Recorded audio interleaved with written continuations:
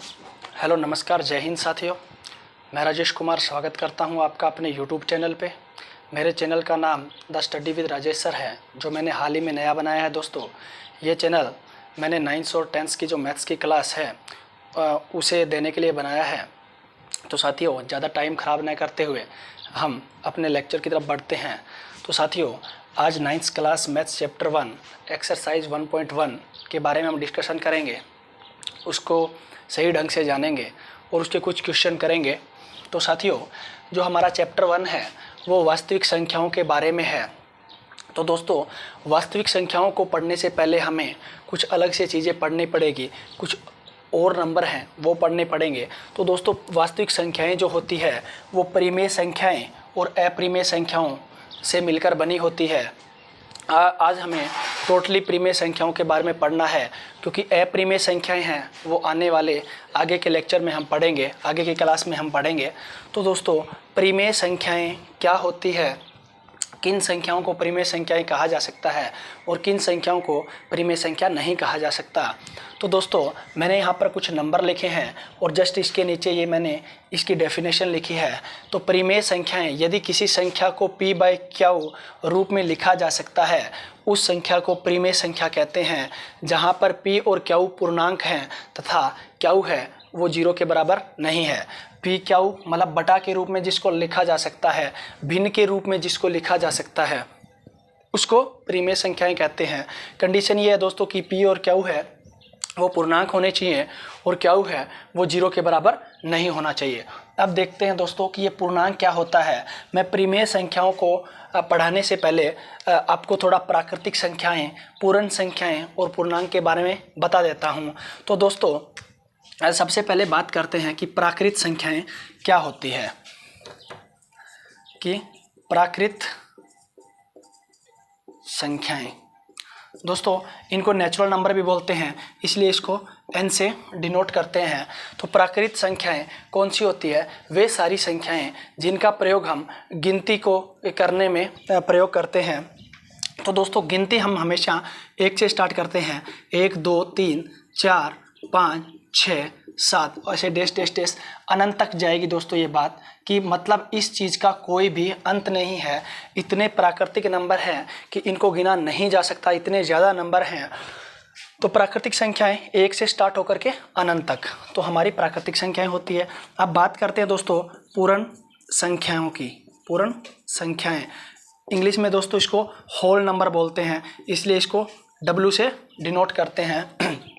अब देखो दोस्तों, अगर ये जो प्राकृतिक संख्याएं हैं, यहाँ पे हम इनको 1 से स्टार्ट कर रहे हैं। अगर यहाँ पे 0 से स्टार्ट कर दूँ मैं, अगर इन प्राकृतिक संख्याओं को मैं 0 से स्टार्ट कर दूं, तो मैं बोल सकता हूँ कि ये सारी की सारी जो संग्रह होएंगी, ये जो इकट्ठा की हुए नंबर होएंगे, ये सारे के सारे क्या कहलाएंगे? पूर्ण संख्याएं कहलाएंगे। मतलब कहने का है कि पूर्ण संख्याएं 0 से स्टार्ट होगी और दाईं तरफ अनंत तक जाएगी। अब बात करते हैं दोस्तों तीसरी कि पूर्णांक क्या होते हैं। पूर्णांक संख्याएं, इनको दोस्तों इंटीजर्स बोलते हैं और जेड से डिनोट करते हैं। यहाँ पे देखो दोस्तों, लाइक ये हमारी नंबर लाइन है, यहाँ पे बीच में 0 होता है। 0 के अगर दाईं तरफ बढ़ते हैं तो हमारे पास 1 2 3 4 5 ऐसे अनंत तक बहुत सारे नंबर होते हैं। और 0 से अगर बाईं तरफ मतलब 0 के पीछे आते हैं तो हमें, यदि 0 के बाईं तरफ आते हैं या 0 के पीछे की तरफ आते हैं तो हमें इन प्राकृतिक संख्याओं की ऋणात्मक संख्याएं मिलती है।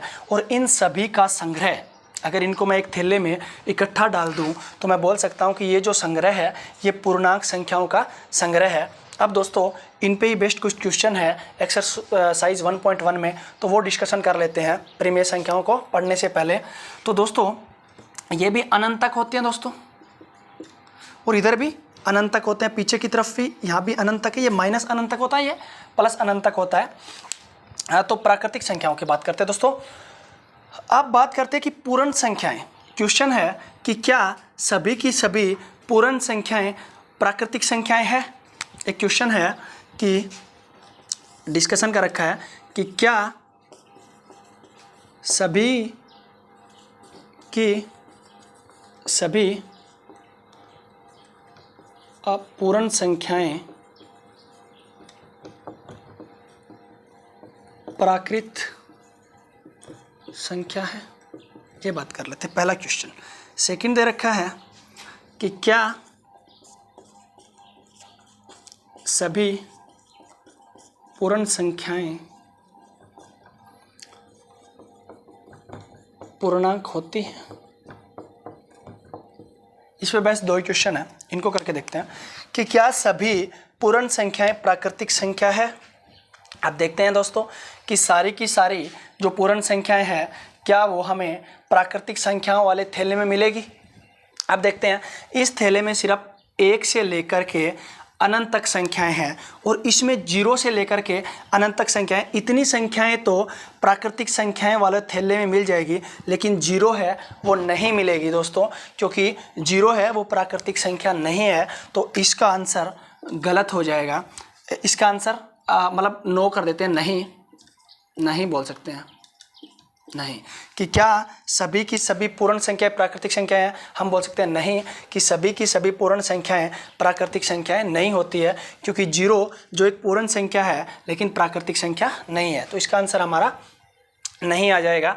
अब बात करते हैं क्या सभी पूर्ण संख्याएं पूर्णांक होती है। दोस्तों ये पूर्णांक वाला थैला है, ये पूर्णांक वाला थैला है।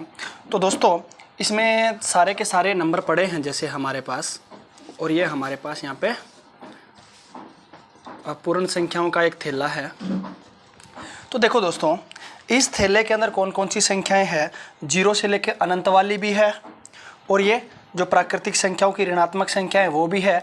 तो हम बोल सकते हैं कि सभी पूर्ण संख्याएं, तो ये देखो पूर्ण संख्याएं 0 से अनंत तक थी दोस्तों, ये 0 से अनंत तक है इतनी संख्याएं। अब ये सारी की सारी संख्याएं हमें इस थैले में मिल जाएगी। तो हम बोल सकते हैं कि सारी की सारी पूर्ण संख्याएं पूर्णांक संख्याएं होती है, और होती भी है। देखो दोस्तों 0 से अनंत तक इस पे भी इस थैले में हमको मिल जाएगी, इस लाइन पे हमको ये संख्याएं मिल जाएगी। तो हाँ होती है, हाँ। तो इसका आंसर हमारा हाँ होता है। तो बोल सकते हैं सभी पूर्ण संख्याएं पूर्णांक होती है। तो ये हमारे इन पे बेस्ट क्वेश्चन थे जो एक्सरसाइज 1.1 में हमको पढ़ने थे, तो वो हमने कर लिया। अब हम टोटली परिमेय संख्याओं के बारे में पढ़ेंगे। अब इसको मैं थोड़ा साफ कर देता हूँ।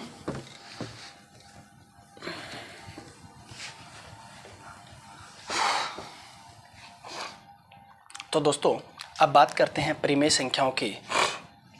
तो जिनको पी क्यू रूप में लिखा जा सकता है उस संख्या को परिमेय संख्या कहते हैं, जहाँ पर पी और क्यू पूर्णांक हैं तथा क्यू नॉट इक्वल टू 0 है, कि क्यू 0 नहीं है।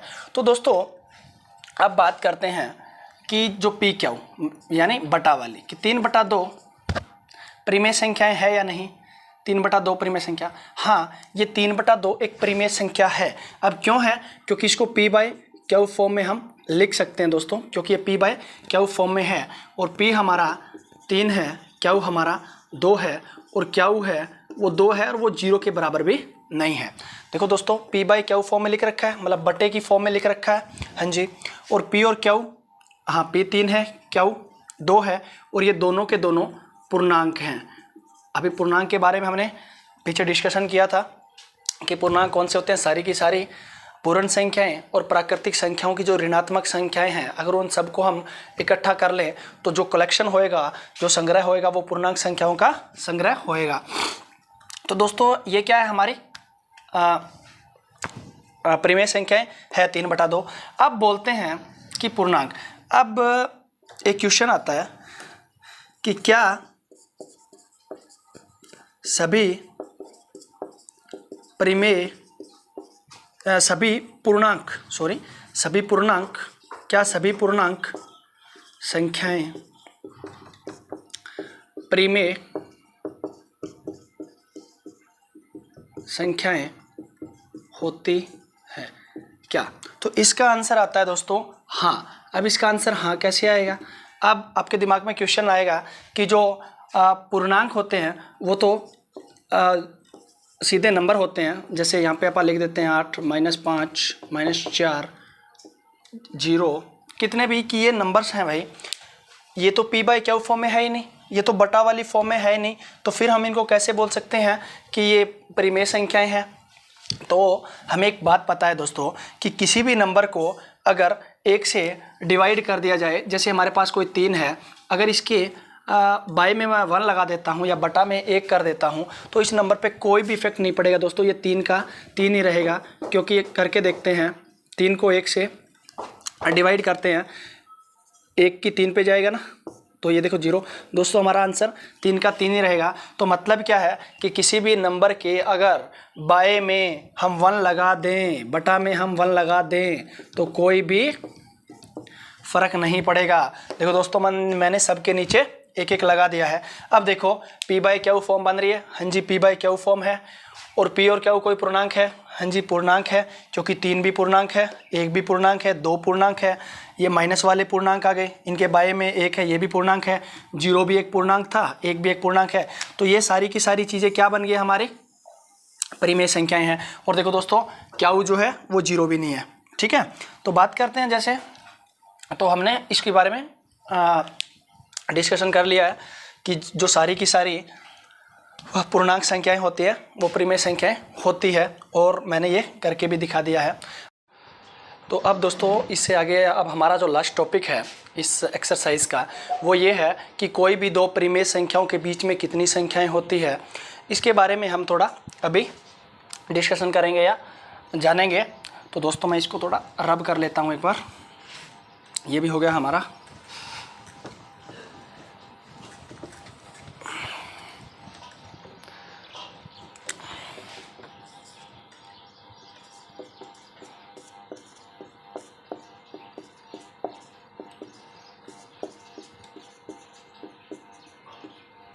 कोई दो परिमेय संख्याओं के बीच में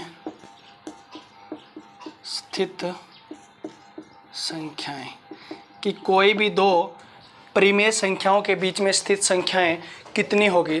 तो इससे पहले मैं थोड़ा सा आपको प्राकृत संख्याओं के बीच में बता देता हूँ। जैसे प्राकृत संख्याएं हैं, बात कर लेते हैं दोस्तों कि कोई भी दो प्राकृत संख्याओं के बीच में कितनी संख्याएं होती है। जैसे प्राकृतिक संख्या 1, ये 5 और 10 के बीच में कितनी प्राकृत संख्याएं हैं, कि 5 और 10 के बीच में कितनी प्राकृत संख्याएं हैं। तो दोस्तों हम जानते हैं कि जो प्राकृत संख्याएं होती है वो एक एक के अंतराल पे होती है। जैसे बात करते हैं 5, 6, 7, 8, 9 और 10। देखो दोस्तों एक एक के अंतराल पे है। 5 के बाद एक अंतराल पे 6 आता है, 7 आता है, 8, ये एक एक के अंतराल पे है। तो इनके बीच में पूछिए दोस्तों कि प्राकृतिक संख्या 5 और 10 के बीच में हम देखते हैं कि इनके बीच में कौन कौन सी संख्याएँ आ रही है हमारी, 6, 7, 8 और 9। तो 4 ही संख्याएं आ सकती है। हम बता सकते हैं गिन के कि 4 संख्याएं आती हैं, मतलब सीमित नंबर आते हैं, सीमित संख्याएं आती हैं इनके बीच में। ऐसे प्राकृत, पूर्ण और पूर्णांक जो इतने भी नंबर हैं हम बता सकते हैं कि भाई इनके बीच में इतनी संख्याएं आती है। लेकिन क्या हम ऐसे गिन के बता सकते हैं कि दो परिमेय संख्याओं के बीच में कितनी परिमेय संख्याएं हो सकती है। मैं एक एग्जाम्पल लेके क्वेश्चन को करता हूँ कि जैसे हमारे पास 1/3 और 1/2, ये 1/3 और 2/3 के बीच में स्थित परिमेय संख्याएं बताओ, कि 1/3 और 2/3 के बीच में स्थित परिमेय संख्याएं बताओ। अब दोस्तों हमें पता है कि 1/3 भी एक परिमेय संख्या है और 2/3 भी एक परिमेय संख्या है। अब हमें इनके बीच में बतानी है। तो दोस्तों इसके दो मेथड फर्स्ट ये है दोस्तों हमारा कि इन दोनों संख्याओं का जो माध्य निकालेंगे वो इन दोनों के बीच में स्थित कोई परिमेय संख्या ही होएगी। तो इन दोनों का माध्य कैसे निकालते हैं दोस्तों, पहले इन दोनों संख्याओं को अपन जोड़ते हैं। 1/3 प्लस में 2/3, 1/3 प्लस में 2/3, इन दोनों का सम कितना आएगा।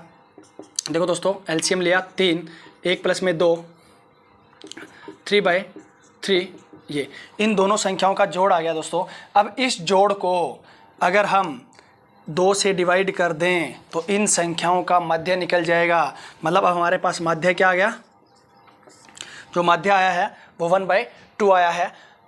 तो ये जो 1/2 है इन दोनों संख्याओं के बीच में स्थित कोई संख्या होगी, तो वो संख्या क्या होगी दोस्तों, ये 1/2 और कितना है 2/3। तो हमारे पास देखो दोस्तों ये एक संख्या बीच में आ गई। अब क्या करेंगे, अगेन इन दोनों का माध्य निकालेंगे, तो यहाँ पे एक संख्या बीच में और जाएगी, फिर इन दोनों का माध्य निकालेंगे, एक संख्या और आ जाएगी। तो निकालते हैं, देखो दोस्तों माध्य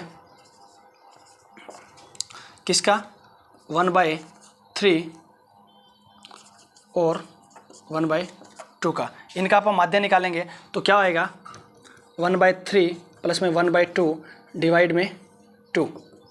माध्य निकाल रहा हूँ डायरेक्ट, यहाँ पे मैंने जोड़ा था, जोड़ किया पहले, फिर उसको 2 से डिवाइड किया, तो हमारे पास माध्य क्या आया 1/2। जो माध्य आया वो इन दोनों संख्याओं के बीच में स्थित कोई परिमेय संख्या है। अब ये 1/3 और 1/2 के बीच में मैं अगेन इस नंबर को फाइंड कर रहा हूँ या इस नंबर को निकाल रहा हूँ। तो इन दोनों का मैंने माध्य निकाला, इन दोनों का जोड़, और जोड़ को 2 से डिवाइड किया। तो ऊपर वाले का एलसीएम ले लेते हैं पहले, कितना आ रहा है हमारे पास 6, ये 2 प्लस में 3, एलसीएम आया 6 और इसको 2 प्लस में 3, और बाय में कितना है दोस्तों 2, ये कितना हो गया 5/6 और बाय में 2। देखो दोस्तों जब भी ऐसे कभी भी कोई कन्फ्यूज़न आए तो हमेशा बाय में जो 2 होता है इसको ऐसे डिवाइड में लिख लेते हैं, क्योंकि हमारे पास 5/2 होता है, इसको हम ऐसे लिख सकते हैं 5/2 या 5 को भाग दे रहे हैं 2 से, ऐसे लिखेंगे कि 5/6 भाग में 2, ये लिख लिया मैंने। अब देखो दोस्तों इसके बाय में हम 1 लगा सकते हैं कि किसी भी संख्या को अगर 1 से डिवाइड करें तो कोई इफेक्ट नहीं पड़ेगा। जब भी देखो दोस्तों 2 परिमेय संख्याएं हो या 2 भिन्न हो, उनको एक दूसरे से भाग करना है, तो हमारे पास एक मेथड होता है कि आप ना इनको यहाँ पे क्रॉस का साइन लगा दीजिए और ये जो नंबर है, ये जो संख्या है, इसको उल्टा कर दीजिएगा। अब जो भी नंबर आएगा वो हमारा क्या हो जाएगा, माध्य हो जाएगा, किसका 1/3 और 1/2 का। ये जो 5/12 आया है, ये इन दोनों संख्याओं के बीच में स्थित कोई संख्या है। तो हमारे पास ये नंबर क्या आ गया 5/12 आ चुका है। तो ये नंबर हमारे पास 5/12 आ चुका है। देखो कितने नंबर फाइंड कर लिए हमने, 2 कर लिए। अब हमें इन दोनों का माध्य निकालना है, तो इनको जोड़ेंगे और ये नंबर हमारे पास आ जाएगा। फिर इन दोनों के बीच में कोई संख्या ये निकालनी है, तो ये नंबर जितना आया इन दोनों को जोड़ेंगे और माध्य निकाल लेंगे। ऐसे ये सारा सिस्टम चलता जाएगा। अब दूसरा मेथड जो है वो इससे भी इजी है, ये इसको थोड़ा मैं रब कर रहा हूँ।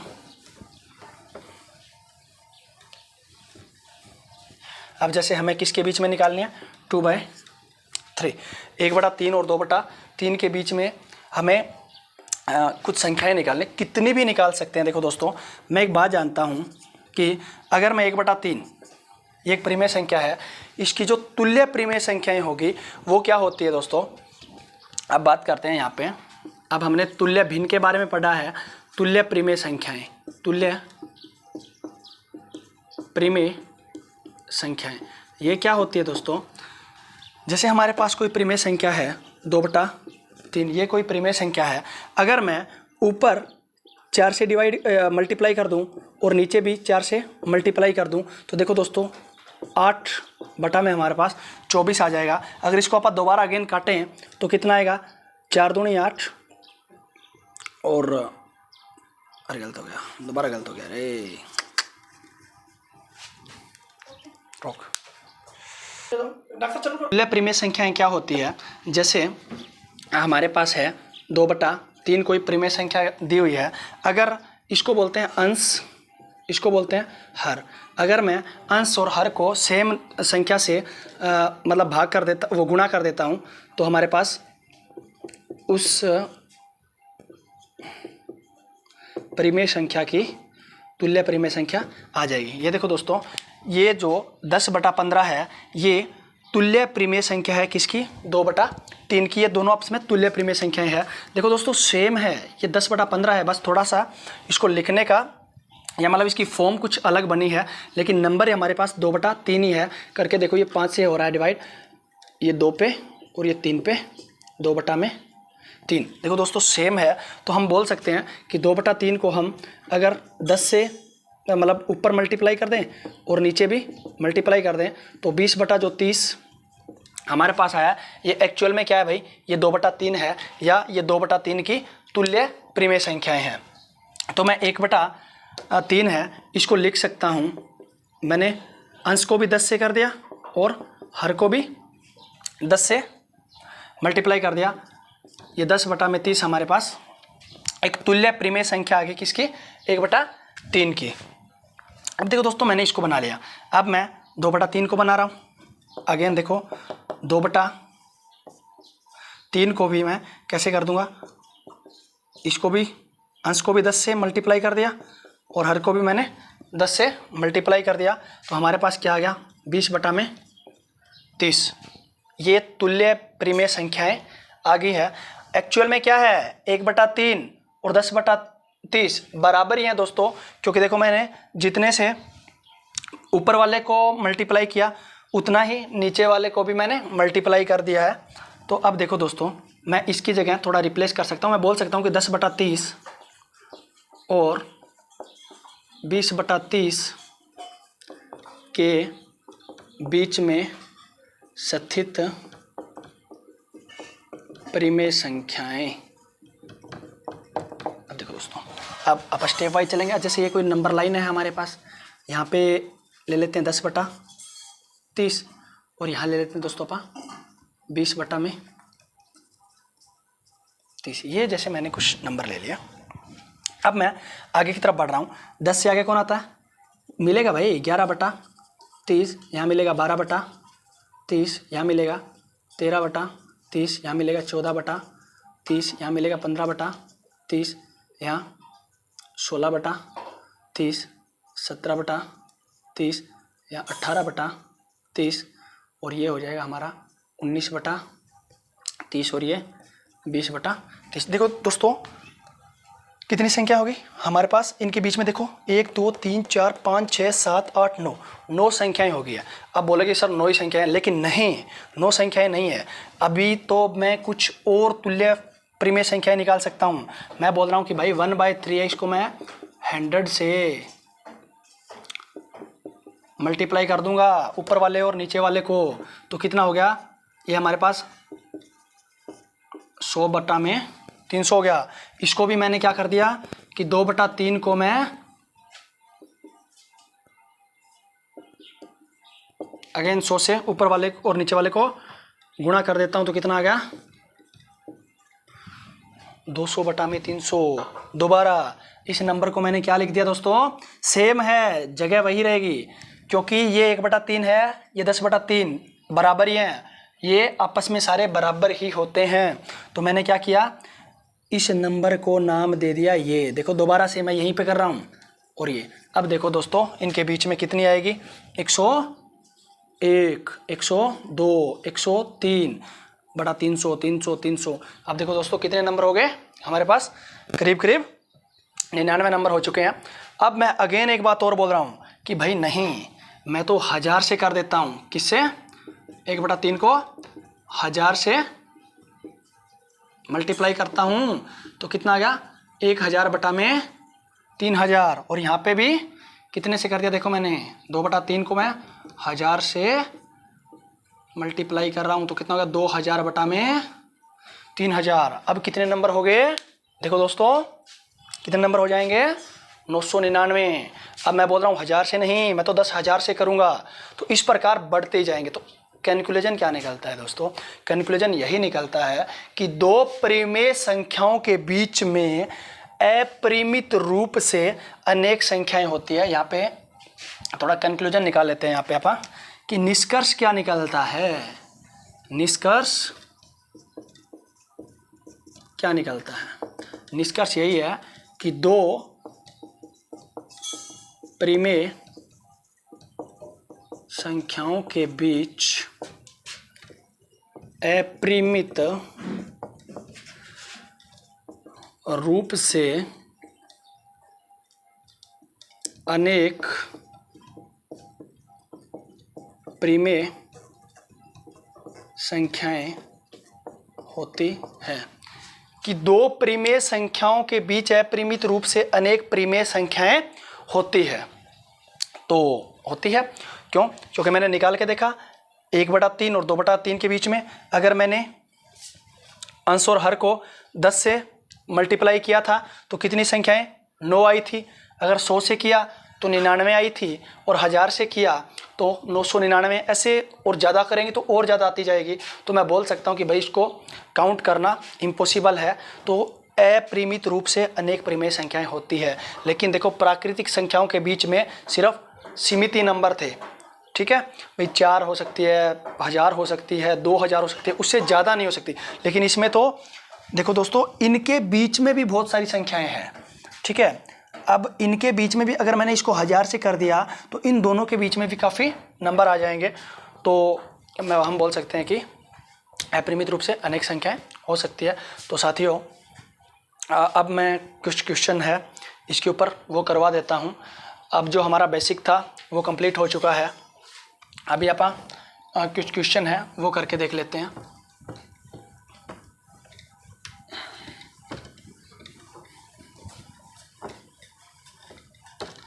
एक क्वेश्चन है हमारे पास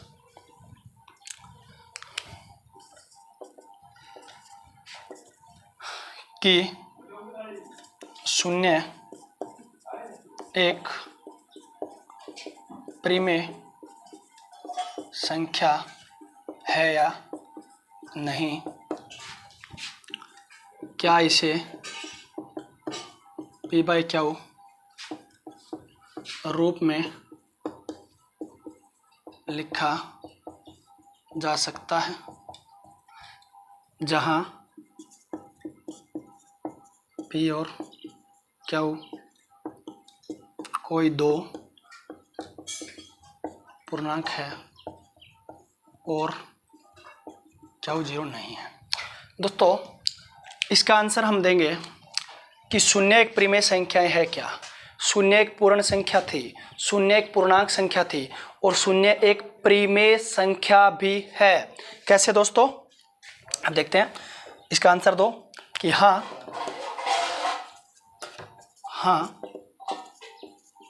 0 एक परिमेय संख्या है तथा इसे P/Q रूप में लिखा जा सकता है।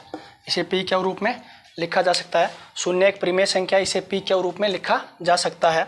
तो दोस्तों, अब कैसे 0 है, मैंने बताया था कि किसी के भी नीचे अगर आप 1 लगा देते हैं तो उस संख्या पे कोई भी इफेक्ट नहीं पड़ता है। मैंने 1 लगा दिया, देखो दोस्तों, कोई भी इफेक्ट नहीं है कि 0 को किसी से भी भाग करो, कोई भी फ़र्क नहीं पड़ेगा। और देख लेते हैं आप, 0 में 2 लगा देते हैं, 0 के बच्चा में 100 लगा देते हैं। कितना भी लगा दो, 0 को किसी से भी डिवाइड करो, भाग करो, उत्तर आपका 0 ही आएगा। तो ये P/Q फॉर्म है कि नहीं है? हाँ जी, ये P/Q फॉर्म है, ठीक है। तथा P और Q दो पूर्णांक भी है, दो पूर्णांक है। तथा Q देखो दोस्तों, जैसे बात करते हैं 1, 2, 100, this is not equal to 0। तो हमने बोल दिया और ये बता दिया कि हाँ 0 एक परिमेय संख्या है, इसे P/Q रूप में लिखा जा सकता है। और मैंने दोस्तों P/Q रूप में इसको लिख भी दिया है। और देखो P और Q दो पूर्णांक है, 0 एक पूर्णांक है, 1 भी पूर्णांक है। आप चाहो तो एक आधा नेगेटिव नंबर भी यहाँ पे लिख सकते हो, जैसे माइनस का 0 बाय में माइनस का 5। ये सारी चीज़ें आपस में बराबर ही हैं दोस्तों। तो दो पूर्णांक भी हैं और ये 0 के बराबर भी नहीं है। तो इस प्रकार हमारा आज हमने परिमेय संख्याओं के बारे में जाना, एक दो क्वेश्चन किए। तो आगे आने वाले लेक्चर में मैं थोड़ा सा मेरा एक्सपीरियंस कम है तो उसको भी मैं बढ़िया तरह से तैयार करूँगा लेक्चर को। और जितनी भी प्रॉब्लम्स वीडियो में आपको देखने को मिल सकती है कि थोड़ा लैक ऑफ एक्सपीरियंस हो सकता है, तो मैं इसको बढ़िया से मेरी इम्प्रूवमेंट करूँगा और आपके लिए हर दिन बढ़िया से बढ़िया क्लास देता रहूँगा। तो बस आप पेशेंस के साथ मेरी क्लास देखिए, चैनल को सब्सक्राइब करिए, वीडियो को लाइक करिए और कमेंट करिए, क्योंकि आपका जो कमेंट, लाइक, शेयर है वही एक टीचर की ताकत होती है। तो दोस्तों नमस्कार, जय हिंद।